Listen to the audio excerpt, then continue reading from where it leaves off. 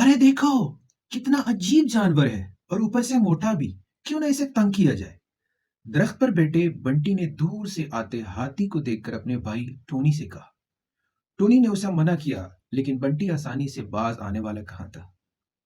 جو ہی ہاتھی درخت کے نیچے پہنچا بنٹی نے کہا, ارے موٹو, تمہارا نام کیا ہے؟ میرا نام گیٹو ہے, ہاتھی نے بتایا. تم اکیلے یہاں کیا کر رہے ہو؟ بنٹی نے پوچھا. میرا کوئی دوست نہیں ہے, کیا آپ میرے ساتھ دوستی کریں گے؟ گیٹو نے کہا. ارے پہلے اپنے آپ کو تو دیکھو, پہاڑ جیسا آپ کا جسم ہے اور پھنکے جیسے کان, پھر چلتے بھی لنگڑاتے ہو. مجھے نہیں کرنی تم سے دوستی. یہ کہہ کر بنٹی نے ایک کیلا زور سے گیٹو کے سر پر دے مارا اور ہنستا کھلکھلاتا کودتا بھاگتا گیٹو بیچارہ آنکھوں میں آنسو لیے اسے جاتے دیکھ رہا تھا. بنٹی اور ٹونی دونوں بھائی تھے, لیکن ٹونی جتنا سمجھدار اور فرمان بردار تھا, بنٹی اتنا ہی لاپرواہ اور نافرمان تھا. کوئی بھی اس کی شرارتوں سے محفوظ نہیں تھا. اس کے والدین بھی اس کی حرکتوں سے سخت تنگ آ چکے تھے. وہ بنٹی کو بہت سمجھاتے لیکن وہ ان کی ایک بات نہیں سنتا تھا. ایک دن بنٹی والدین کی اجازت کے بغیر چوری چھپے جنگل سیر کرنے کے لیے درختوں پر اچھلتا کودتا کافی دور نکل گیا. بھوک لگی تو اس نے مزیدار جنگلی پھل کھا کر اپنا پیٹ بھرا.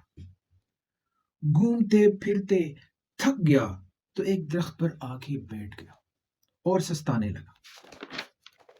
اچانک اس کی نظر درخت کے نیچے کھیلتے شیر کے بچوں پر پڑی. اسے شرارت سوچی. وہ درخت کی شاخوں پر جھولتا ہوا تیزی سے نیچے آیا. کبھی شیر کے بچوں کے کان کھینچتا تو کبھی ان کے سر پر زور سے ہاتھ مارتا. شیر کے پریشان اور ڈرے ہوئے بچوں کو دیکھ کر اسے بہت مزہ آ رہا تھا. وہ ہی کر ہنس رہا تھا کہ اچانک ایک طرف سے شیر نمودار ہوا. شیر, لائن, مرے راوے, شیر. شیر کو دیکھ کر بنٹی کے اوسان خطا ہو گئے. وہ بہت زیادہ گھبرا گیا. وہ ڈرنے لگا. خوف کے مارے اس کے اوسان خطا ہو گئے. ساری شرارت دھری کی دھری رہ گئی اور وہ جان بچانے کے لیے تیزی سے بھاگنے لگا. بھاگتے بھاگتے بنٹی گھنے جنگل پہنچ گیا جہاں ہر طرف اندھیرا ہی اندھیرا تھا. میں اب گھر کیسے جاؤں گا؟ وہ ڈر کر رونے لگا. کیا ہوا دوست, کیوں رو رہے ہو؟ آواز سن کر بنٹی نے دیکھا تو سامنے گیٹھو کھڑا تھا. میں جنگل میں کھو گیا ہوں, اب گھر کیسے جاؤں گا؟ بنٹی بولا. تو کیا ہوا, آپ میرے اوپر سوار ہو جائیں, میں آپ کو گھر پہنچا دیتا ہوں, گیٹھو نے کہا. وہ بنٹی کو ساتھ لیے آگے بڑھا اور مختلف راستوں سے ہوتا ہوا بنٹی کے گھر پہنچ گیا. بنٹی تیزی سے اچھل کر نیچے اترا اور دوڑتا ہوا گھر داخل ہوا. اس نے اپنے والدین کو سارا واقعہ سنایا, ان سے معافی مانگی اور آئندہ ان کی نافرمانی نہ کرنے کا وعدہ کیا. والدین نے اسے گلے سے لگا کر پیار کیا. انہوں نے گیٹو کا شکریہ ادا کیا. اس نے ان کے بیٹے کی جان بچائی. اس کے بعد بنٹی نے بھی گیٹو سے معافی مانگی اور اسے اپنا دوست بنا لیا. اس نے آئندہ شرارت کرنے اور کسی کی معذوری کا مذاق اڑانے سے توبہ کر لی. جی تو دوستو, یہ تھی آج کی کہانی جس کا آپ کے ساتھ وعدہ کیا گیا تھا. ویڈیو تھوڑی سی لیٹ ہو گئی لیکن آپ سے وعدہ کیا وعدہ میں نے پورا کر لیا.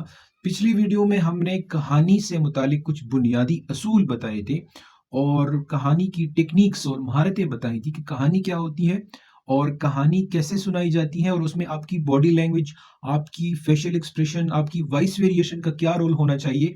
تو ان چیزوں پہ ہم نے آپ سے بات کی تھی اور پھر کہانی سنانے کا وعدہ کیا تھا. تو آج پریکٹیکلی ہم نے ڈیمو کیا کہ بچوں سے آپ کہانی کس طرح آپ بچوں کو سنا سکتے ہیں، کیونکہ کہانی بچے بہت زیادہ پسند کرتے ہیں. اس لیے ان کی کریکولم کے جتنے بھی لیسن ہوتے ہیں ان کو کہانی بیسڈ بنایا جاتا ہے، تاکہ بچے اس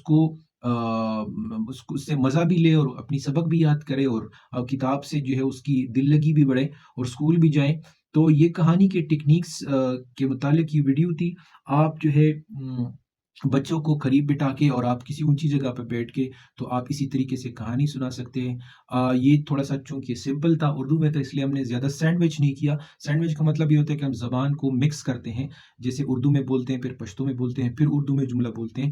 تو یہ تھوڑا سا سمپل تھا، ہم نے اس لیے اردو میں کیا. جب آپ انگریزی میں کرتے ہیں تو انگریزی میں آپ جو ہے اس کو سینڈوچ کر سکتے ہیں، یعنی پہلے انگریزی میں جملہ بولتے ہیں باڈی لینگویج کو یوز کرتے ہوئے، پھر آپ اردو یا پشتو میں بولتے ہیں، پھر انگریزی میں بولتے ہیں، اور یوں آپ ایک پیریڈ میں جو ہے پوری کمپلیٹ کہانی آپ سناتے ہیں.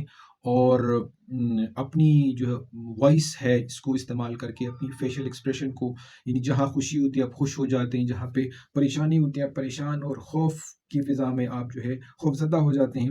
رننگ اور جمپنگ، جتنی ساری چیزیں تھی وہ آپ کو اپنے اس ویڈیو میں دیکھ لیا. انشاءاللہ آئندہ آپ کے ساتھ انگلش میں بھی کبھی سٹوری جو ہے وہ شیئر کریں گے.